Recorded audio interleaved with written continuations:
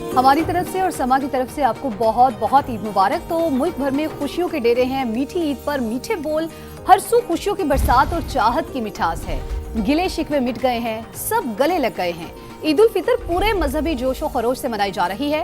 कराची, लाहौर, पेशावर, कोयटा और इस्लामाबाद समेत छोटे बड़े शहरों में नमाज़े ईद के इज्तिमात हुए। मुल्क की तरक्की और सलामती और उम्मत मुस्लिमा के इत्तेहाद के लिए खुसूसी दुआएं की गईं। सदर आसिफ अली जरदारी ने नवाब शाह, जबकि वज़ीर आज़म शहबाज शरीफ ने लाहौर में नमाज़े ईद अदा की। समा की जानिब से अहले वतन को ईद की ढेरों मुबारकबाद।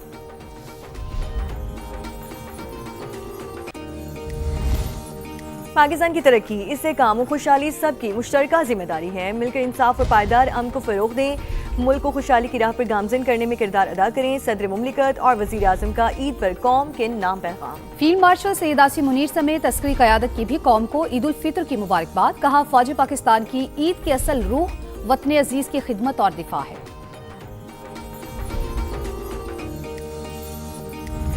और वज़ीर आज़म शहबाज शरीफ का ईद पर chief of defence forces Syed Asim Munir समेत अस्करी और सियासी क़यादत से टेलीफोनिक राबता, ईद की मुबारकबाद दी और नेक तमन्नाओं का इजहार किया।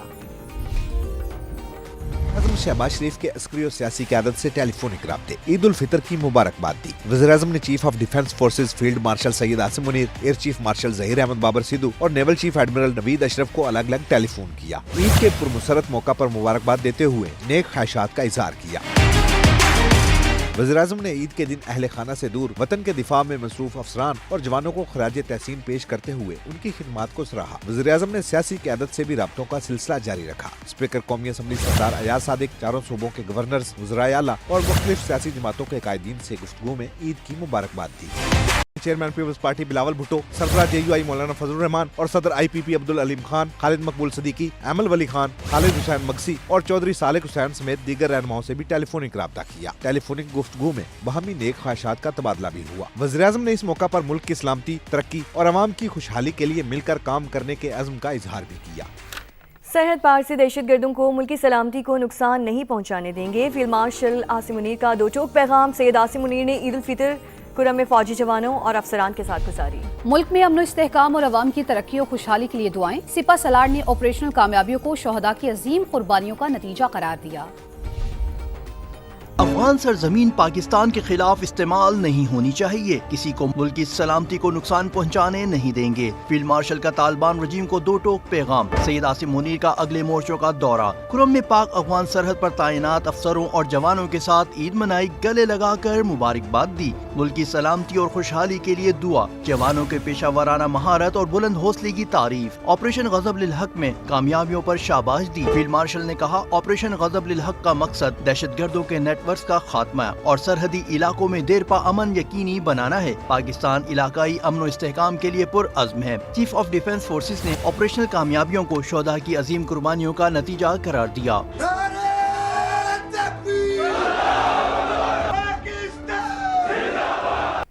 ईरान ने जंगी सलाहियतों की धाक बिठा दी, दुश्मन को बड़ा सरप्राइज दे दिया। पहली बार 4000 किलोमीटर दूर हदफ पर हमला। बहरे हिंद में डियागो गार्शिया जजीरे पर अमेरिका और बरतानिया के मुश्तरका अड्डे पर बैलिस्टिक मिसाइल दाग दिए। ईरान की जानिब से इसराइल पर भी मिसाइलों की बरसात। वस्ती इसराइल में ईरानी मिसाइल हदफ पर लग गए। कई इमारतें तबाह हो गईं। ईरान ने इसराइल का F-16 तैयारे को हिट करने का दावा भी कर दिया है। उधर अरब अमारात ने मजीद मिसाइल और ड्रोन्स मार गिराने का दावा भी किया है।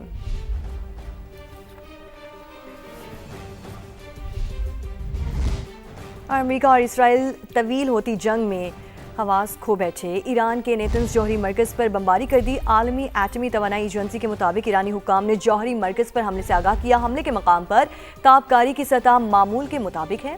अमेरिका और इसराइल ने तेहरान में भी मुतादिद मकामात पर बमबारी की। कई रिहायशी इमारतें निशाना बनी। शिमाली शहर रामसर में एक बच्चा वालिदैन समेत शहीद हो गया। ईरान में ईद के रोज़ भी जनाजे उठते रहे। तमाम शहरों में ईद के बड़े बड़े इज्तिमात हुए। नमाज ईद के बाद शोहदा की नमाज जनाजा अदा की गई। अमेरिकी सदर डोनाल्ड ट्रंप ने ईरान के खिलाफ जंग खत्म करने का इंदिया दे दिया है। सोशल मीडिया पर जारी पैगाम में कहा है कि हम अपने मकासद के हसूल के बहुत करीब पहुंच चुके हैं। अमेरिका चाहेगा तो इसराइल भी जंग खत्म कर देगा। मशरिक़ वस्ता के इत्तेहादियों को आला तरीन सतह पर तहफ़्फ़ुज़ फराहम करेंगे। सदर ट्रंप ने कहा, आबनाए हुर्मज़ की निगरानी और हिफाजत उन ममालिक को करनी होगी जो इसे इस्तेमाल करते हैं। कहा जाएगा तो उन ममालिक की इस हवाले से मदद भी करेंगे।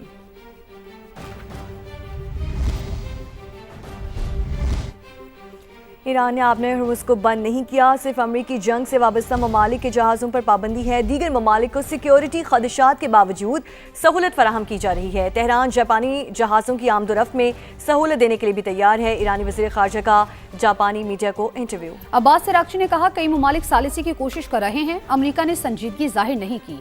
ईरान जंगबंदी नहीं बल्कि जंग का मुकम्मल और मुस्तकिल खात्मा चाहता है। जमानत दी जाए कि दोबारा हमला नहीं होगा, नुकसानात का इजाला भी किया जाएगा।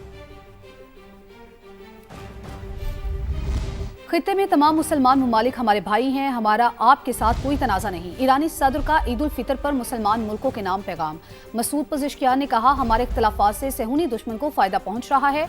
अल्लाह से दुआ है ईद उल फितर हमें मुत्तहिद रहने की ताकत दे। रूसी सदर पुतिन ने ईरानी हम मनसब को ईद और नौरोज़ की मुबारकबाद दी। अपने पैगाम में रूसी सदर ने कहा कि मॉस्को तेहरान का वफादार दोस्त और काबिल एतमाद शराकतदार रहेगा। आगे बढ़ें और आपको बताएं, वज़ीर आज़म शहबाज शरीफ की मियां नवाज शरीफ से जाती उम्रा में मुलाकात, ईद की मुबारकबाद दी। मुल्क की मजमूई सूरत हाल पर तबादला ख्याल किया गया। मुलाकात में वज़ीर आला पंजाब मरियम नवाज भी मौजूद थीं। वज़ीर आज़म ने नवाज शरीफ को खित्ते की सूरत हाल और अवाम को पेट्रोल में दिए जाने वाले रिलीफ से मुतालिक आगाह किया। सदर नून लीग ने कहा, अवाम को ज्यादा से ज्यादा रिलीफ देने की कोशिश करें। वज़ीर आज़म और वज़ीर आला पंजाब अवाम की मुश्किलात कम से कम करने के लिए भरपूर इक़दाम जारी रखें। वफाकी वज़ीर इत्तलात अता ताड़र कहते हैं, वज़ीर आज़म ने कहा कि ईद पर अपनी कौम पर बोझ नहीं डाल सकते। हो सकता है आलमी मंडियों में तेल की कीमतें मजीद बढ़ जाएं। कौम मुत्तहिद होकर तेल की बचत के इक़दाम करें। वज़ीर पेट्रोलियम आली परवेज़ मलिक बोले, पूरा खित्ता आग की लपेट में है। ईद के दिन हमारी खुशियाँ मधम हैं।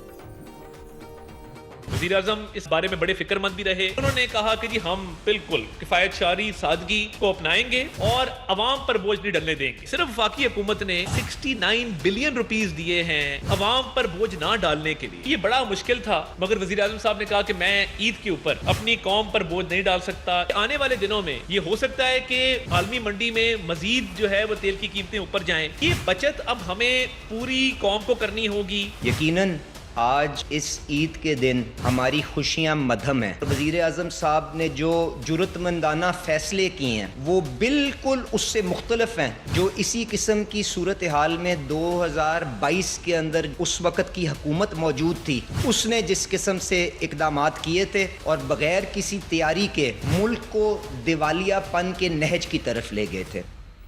रावलपिंडी की अडयाला जेल में कैद बानी पीटीआई का उनके बेटों से टेलीफोनिक राब्ता करवा दिया गया। जेल ज़राए के मुताबिक बानी के बच्चों के साथ 25 से 30 मिनट तक उनकी गुफ्तगू जारी रही। जेल ज़राए के मुताबिक बानी पीटीआई के दोनों बेटे कासिम और सुलेमान टेलीफोनिक गुफ्तगू में मौजूद थे। बच्चों ने अपने वालिद से उनकी सेहत का अहवाल दरियाफ्त किया। बानी पीटीआई ने बच्चों से बात करके खुशी का इजहार किया।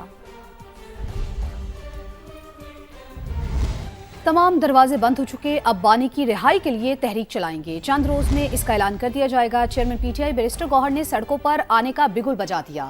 कहा, दहशतगर्दी जहां से भी हो उसे रोकना पाकिस्तान का हक है।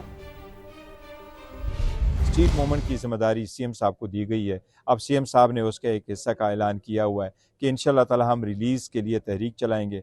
अब चंद दिनों में इंशाल्लाह ताला उसका बाकायदा अनाउंस होगा और उसकी प्रॉपर तहरीक इंशाल्लाह ताला शुरू होगी। जहाँ भी दहशतगर्दी को उसकी सदेबाप होने चाहिए। पाकिस्तान का राइट है अपना हक दिफा। हम मुतालबा भी करते रहे हैं और हमें तवक्को भी है कि तालिबान जहाँ भी हो जैसे भी हो, लेकिन हमारा उनसे ये मुतालबा ज़रूर रहा है कि पाकिस्तान ने हमेशा से अफ़गानिस्तान के दुश्मन को अपना दुश्मन समझ करके अफ़गानिस्तान के लिए लड़े हैं। तो हम तवक्को रखते हैं कि अफ़गानिस्तान की सरजमीन पाकिस्तान के ख़िलाफ़ इस्तेमाल नहीं होगी।